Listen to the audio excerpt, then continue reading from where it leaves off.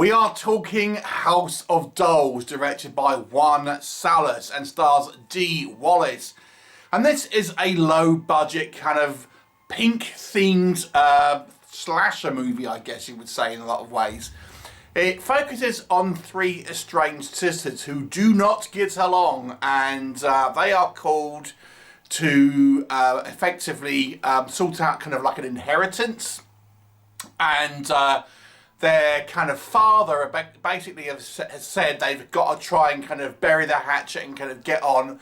And he sets them a task to live in this kind of ornate kind of house for a time to kind of thrash out their differences.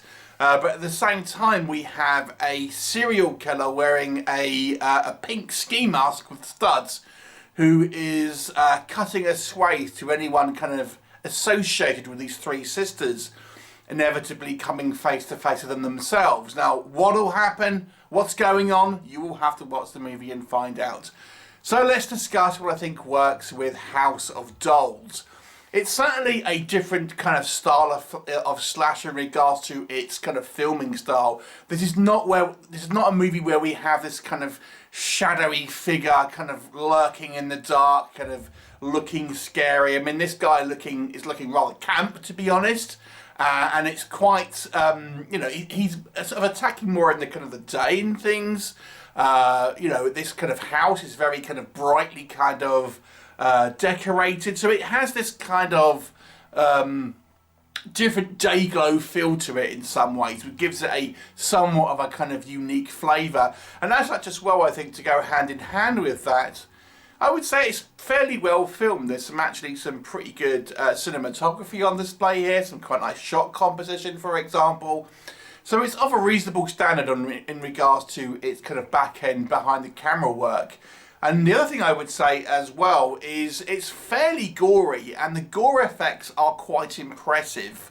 We see a number of practical kills and, intestines hanging out and things like this.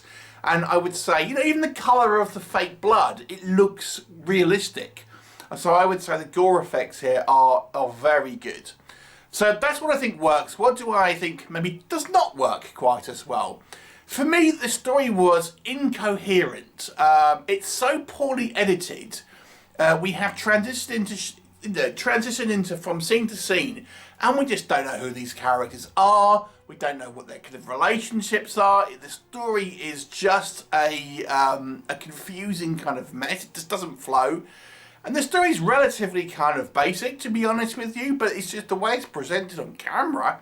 You just don't know who people are, what their relationships are. It's very, very choppily put together in regard to kind of a narrative flow.